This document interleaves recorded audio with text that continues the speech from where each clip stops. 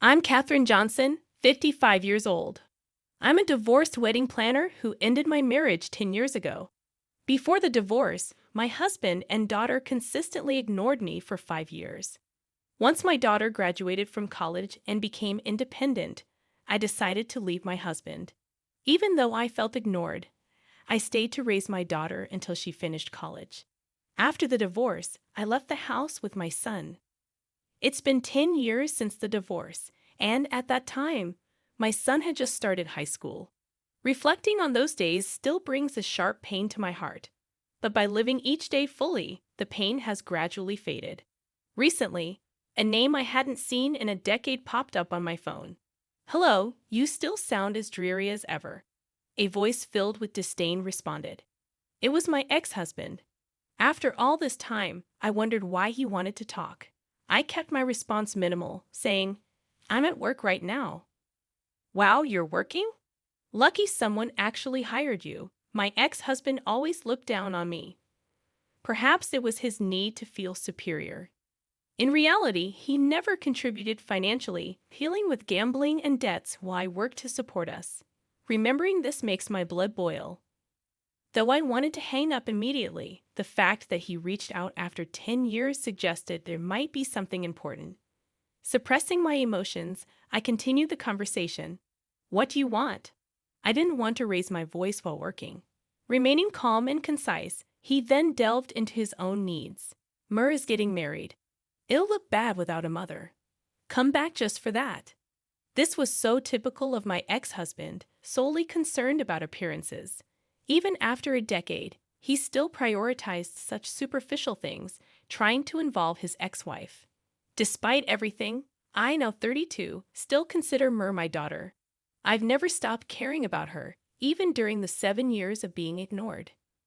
However, considering our history, I couldn't simply agree to his request on his terms. I couldn't help but hesitate to meet the owner of this voice I hadn't heard in a while. "Does she agree to this?" he asked, as if it's the most natural thing. What kind of person demands this as if it doesn't matter? What agree to what? Does she agree to have her ignored and divorced ex-wife attend their wedding?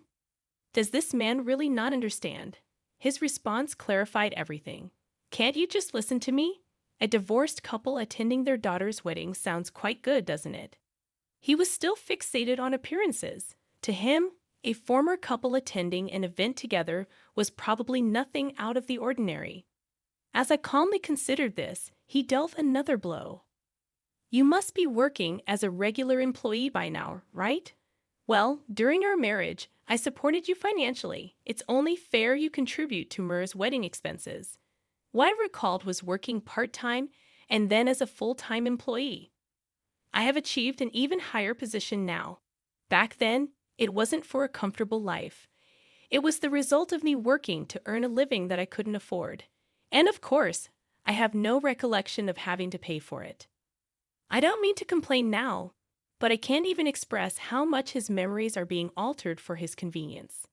Discuss the money directly with me. I'm busy too. It all came down to public image and money for him. Even now, these conversations bring back painful memories. Shortly after we got married, I found out about my ex-husband's love for gambling. He earned a salary, but it never made its way home. Debts kept piling up without my knowledge. While I worked hard to support our family and raise our kids, he accused me, "All you care about is money. You don't care about me." He started coming home speaking of perfume, not bothering to hide or make excuses for his affairs. It seemed like cheating was just inevitable for him. It's all in the past now, not a pleasant memory, but I try to move on. Attempting to change the subject, I take a deep breath and ask him over the phone, "What does Murray say?" "What? You're still being ignored by Murray, continually neglected by your own daughter. That's pathetic," he mocks, laughing as if he finds pleasure in this. Talking to this man wouldn't lead to anything productive. "I'll talk to her directly," I assert. "You should. I hope Mur talks to you normally." He replies with a snicker and abruptly ends the call. I let out a deep sigh and turn my phone back on. On the day, I arrive early at the waiting room and sit down alone. Suddenly, the door opens, and I hear footsteps. I'd recognize them even after 10 years. They stop right in front of me. Why are you sitting here? What? There's no place for a mother who abandoned her child. His unnecessarily loud voice echoes in the small room. What do you mean? You heard it from Murray, didn't you? What? There's no seat for a mother who hasn't properly talked to her daughter for 17 years. You're not wanted here. His words spit out with a triumphant laugh are predictable. I can imagine his expression without even looking. He must be picturing a mother rejected by her daughter after hinting at a joint appearance by the divorced couple over a phone call after 10 years. Such a typical move of his. Unaware that I'm thinking this, he continues his verbal attack. But inside, I can't stop laughing. Suppressing my emotions, I respond solemnly. I was just so curious. What? You're curious about your daughter's wedding after being ignored for 7 years and out of touch for 10, he says, laughing. Man, are you some kind of masochist? I paid some money, so let me have a peek. No way, Mary doesn't care about you at all. You're just a wallet. He laughs uncontrollably, holding his stomach amidst his laughter. After a while, there's a soft knock. My ex-husband responds gruffly, and 2 figures slide into the room. Mur and my son Ethan. My ex-husband, looking puzzled, addresses them. Mary, why are you dressed like that? Mary, who should have been dressed as a bride, is wearing a regular dress. Ethan, too, is casually dressed in a jacket and pants. And there I am in my plain pantsuit, looking baffled. My ex-husband asks Mur with a blank expression the same question again. Mur casually replies, What are you talking about? My wedding's already over. What? The wedding's over? Yes. What do you mean it's over? I don't understand. It's over means it's over, just like that, right, Mom? Mur says, smiling at me. Ethan and I return her smile. My ex-husband looks at us as if he can't believe what he's seeing. Hey, what do you mean it's over? Do you know something about this? He demands, turning to me. It's just as Mur said, I reply. Like I said before, the 3 of us and the other family had the ceremony in Hawaii without you. Mur calmly explains the main points to her father, his voice rising an octave in his flustered state. What, Hawaii? Mom helped us out. You didn't contribute a penny. Why would we want someone like you at the wedding? Of course, we wanted Mom there, Mur added, stunning her father. My ex-husband, desperate, asked, Then what's this today? Why are we all gathered in the wedding venue's waiting room? Mur's eyes flickered as she looked at her father, then coldly said, It's to cut ties with you. My ex-husband trembled slightly as he spoke. What do you mean by cutting ties with me? You ignored her, with me, for 7 years, and then she left us. Clearly not expecting such treatment from his daughter, whom he thought was on his side. He was visibly shocked, but Mur was relentless. What? You didn't just ignore Mom. You ignored me and Ethan too. What? I wasn't ignoring Mom with you.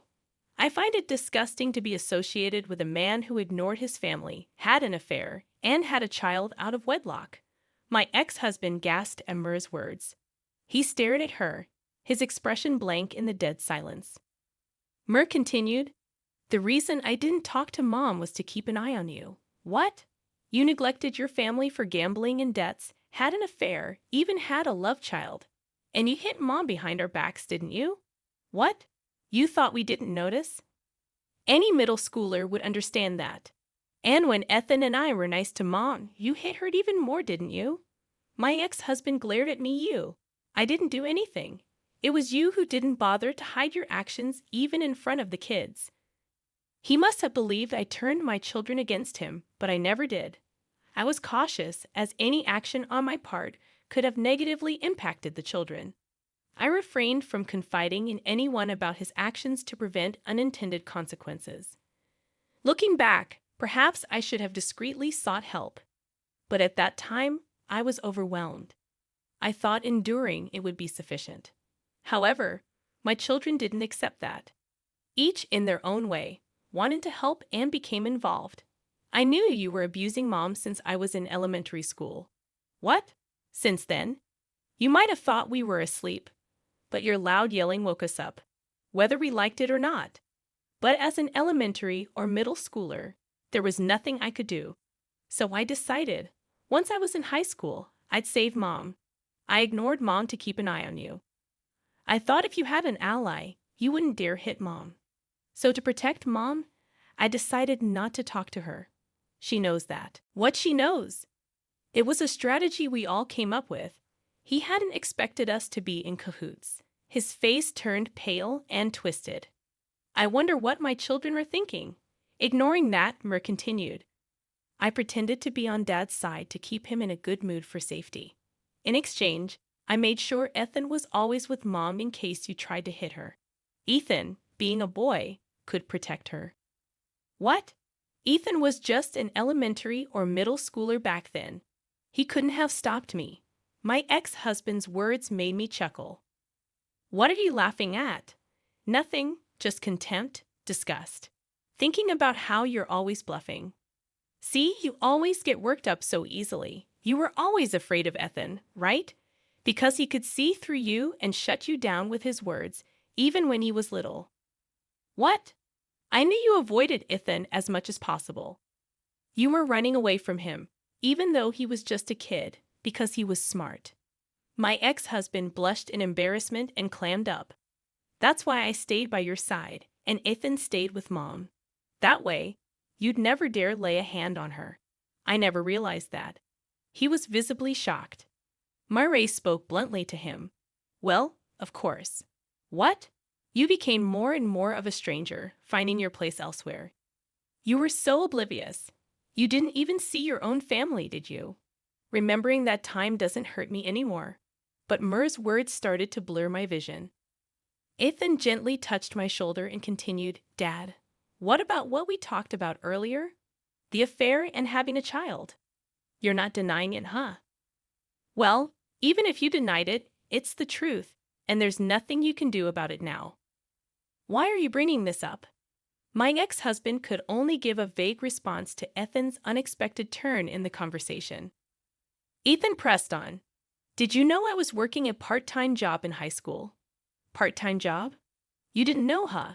Mur was working part-time too. What? Dad was never home, never put money into the household, just messing around. We both had to work part-time in high school to help Mom. I didn't know. Of course you didn't. As I said earlier, you never really saw us or Mom, so you didn't notice that Mur was fooling you. My ex-husband fell silent at Ethan's words, and I worked in the kitchen of a restaurant, you know? You used to come there a lot with a woman. What? Sometimes during the day, sometimes at night. You brought a little kid with you too, right? What?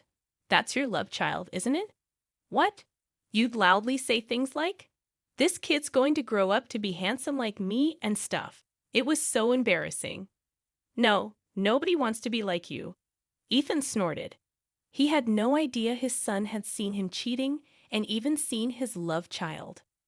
My ex-husband started sweating and breathing shallowly while glancing at him. I casually asked, how are May and Ken doing? I threw out names he probably didn't expect me to know. And he gasped, how did you? How do you want to know? After we divorced, it might not have been a big deal for you, but I had to go through a lot of paperwork. It's impossible not to notice, especially since you acknowledged them. My ex-husband was silent again. I didn't feel disappointed anymore, but I wondered if he thought he could hide it by keeping quiet. Eventually, when he's gone, all sorts of issues will fall on the children due to inheritance. Regardless of the divorce, the children are still related to him by blood, and so is the child he acknowledged. He probably never thought that far as a parent. Well, I knew it, but it was still a shock. You never thought about me or the kids. My ex-husband remained silent.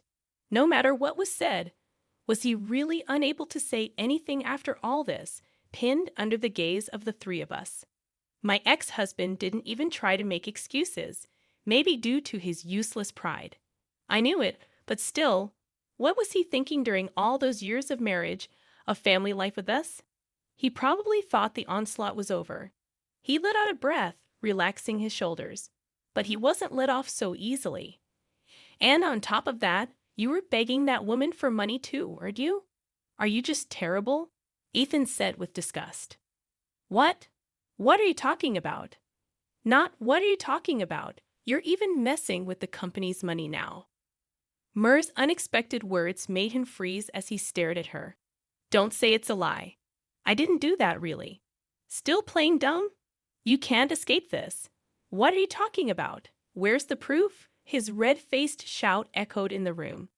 Ethan doused his fire with a cool reply. You left evidence everywhere, blatantly in the company's books. His face was drained of color. The financial audit of your company is being handled by my husband, Mur added. My ex-husband lost all expression, probably never imagining the man he thought he'd congratulate today as Mur's husband was the one exposing his embezzlement. I was shocked when I heard it too. Mur's husband, a certified public accountant, was involved in auditing my ex-husband's company. The chief accountant, who happened to know me's husband's firm manager, brought up recent suspicious financial activities leading to his involvement. The more he looked, the stranger it got. Did you really have to embezzle $1 million for your debts and secret child support? Mur's words hit him hard. He must have been overwhelmed with why and how could this happen. Ethan mercilessly delivered the final blow. You know, this is a crime. My ex-husband froze completely. His body trembled slightly as we watched him. Mur said, That's why I wanted to end it. What? I'm married now, connected to another family. I don't need a criminal in my family, and I wanted to reset everything I've been carrying all these years. That's why I asked Mom to prepare this room today. Why can't she arrange this room? This is a wedding venue, right? He turned his gaze towards me. I spoke without meeting his eyes. This place, it's my company. What? Your company? I started in this industry as a part-timer, and after gradually gaining experience, I was promoted. From there, I worked hard to learn and build connections. I entered this industry before we divorced, a little before he started ignoring me. He never knew or cared to know what company I worked for or what I did. He didn't even try to find out. So he never knew I've been in this industry since then. It was a terrible situation, but it led to good connections for me. And 2 years ago, I started this company with someone I've worked with for a long time. Who? Someone you've worked with, the president of the parent company, and now my husband. What? He was speechless. As expected, I guess. So he always thought he was above his ex-wife, who is now a president's wife and a subsidiary company president, shaking. He managed to ask, us, me, is what Mur is saying true? What? When we divorced, you cut ties with her, right? That's right, isn't it? He shouted desperately, but cold words rained down on him. Isn't that obvious? Like I said earlier, I ignored Mom on the surface for 7 years just to protect her. It was only superficial. I never really ignored her. Besides, you were hardly ever home. What? You only saw what was on the surface, right? Whether I was ignoring Mom or not, well, that's... And when I graduated from college, you too got divorced. That's when I made my choice, right? To go with Mom. That's a lie, right? It's true. Someone like you, a cheating, abusive, embezzling jerk, just disgusts me. You have no idea how much those 7 years messed with my mental health. Mur's voice, which had been so strong, started to tremble, her eyes filling with tears.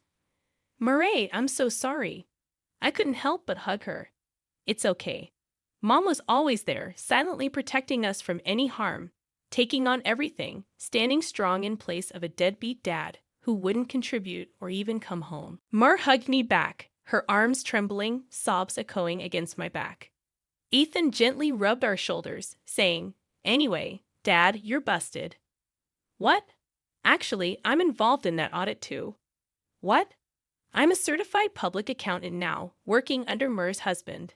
You mean you're with her husband's firm? Yep, so I know all about your dirty deeds.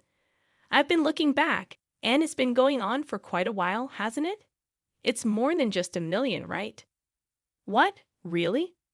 Well, what you spend it on isn't my concern. But the fact you used someone else's money doesn't change. My ex-husband fell silent at that. I pulled out my phone and quickly sent a message to my husband. A few minutes later, there was a knock at the door. Several men approached my ex-husband in silence. As he responded, what must he be thinking? He hesitantly put out his handcuffed wrists. I averted my gaze. The soft click of the handcuffs echoed. Since then, my ex-husband has been cooperating with the police investigation. During this, they discovered he had been abusing the child he had with his mistress. Of course, he was rearrested, and the mistress too.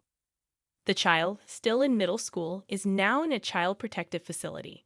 The police informed me. Hearing this, Ethan had an indescribable look on his face. Something wrong. Well, Mom might not like it, but I want to meet that kid. What? I knew Ethan often saw those three at his part-time job. I thought it might be a sentiment. But he said, if I had noticed something back then, maybe that kid wouldn't have been hurt. Ethan seemed to feel responsible for what had happened. Also, yeah, you may not like it, but he's technically my brother, right? Ethan said, looking away.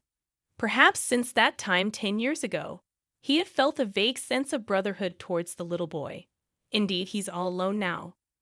Yeah, honestly, I didn't feel great about it. That child was the result of betrayal, but he's alive and growing. I've made my kids go through unnecessary hardships. Part of that responsibility is undeniably mine. So let's do what I can now. Shall we go meet him sometime? Ethan's face lit up with a smile. How the boy would react or receive this, I don't know. But I want to see the smiles of the children around me as much as possible. I gently stroked Ethan's head. To move forward, I'll ask someone who knows. I took out my phone, opened my history, tapped the name of someone important, and listened to the dial tone.